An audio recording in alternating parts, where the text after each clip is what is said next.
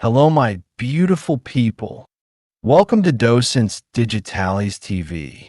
You are now watching the most complete video series to learn English and American culture in the easiest, most natural, and most enjoyable way.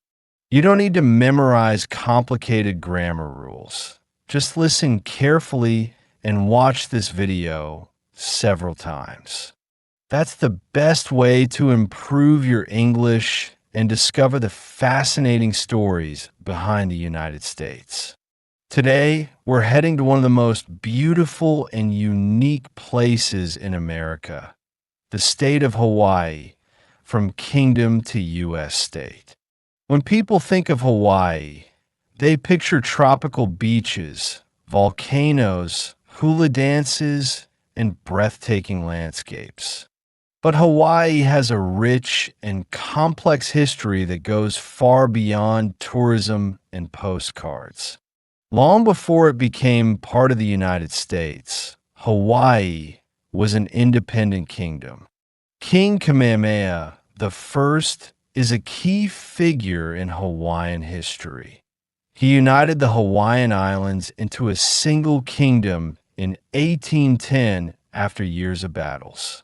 The Kingdom of Hawaii was a proud and sovereign nation with its own monarchy, laws, culture, and international treaties.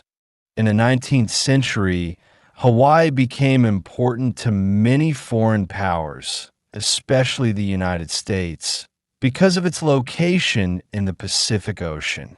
American businessmen set up large sugar plantations, and the U.S. military saw Hawaii as a strategic spot for naval operations. By the late 1800s, American influence had grown so strong that it led to major political changes.